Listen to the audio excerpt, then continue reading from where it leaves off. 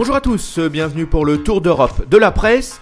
Ce mardi 17 décembre 2013, on débute notre revue par la France. L'équipe revient sur le tirage au sort des huitièmes de finale de la Ligue des Champions. Le PSG défiera le Bayer Leverkusen. Le club allemand occupe actuellement la deuxième place du classement en Bundesliga. Pour sa part, le Progrès évoque le tirage qui concerne Lyon. Les Gaunes affronteront le Chernomorets Odessa dans le cadre des 16e de finale de la Ligue Europa. A priori, les Rhodaniens sont favoris avant cette double confrontation. Attention tout de même de ne pas sous-estimer l'écurie ukrainienne.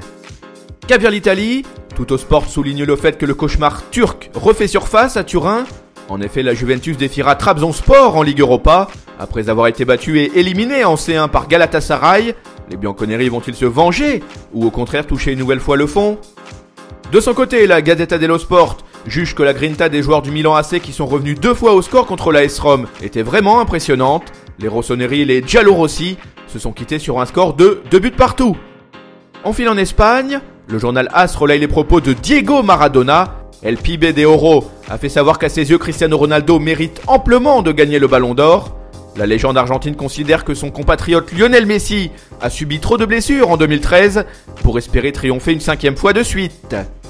En ce qui les concerne, El Mundo Deportivo et Sport se penche sur le choc entre le FC Barcelone et Manchester City en 8e de finale de la Ligue des Champions. Le moins que l'on puisse dire, c'est que cette affiche est très alléchante sur le papier.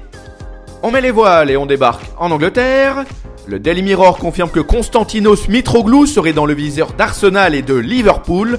L'attaquant grec a marqué 17 buts en 16 matchs pour le compte de l'Olympiakos.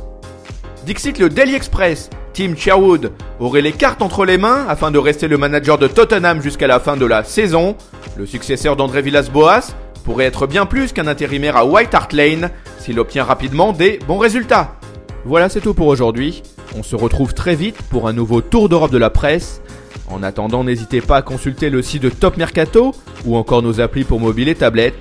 Nos chaînes YouTube et Dailymotion sont aussi à votre disposition. Ciao!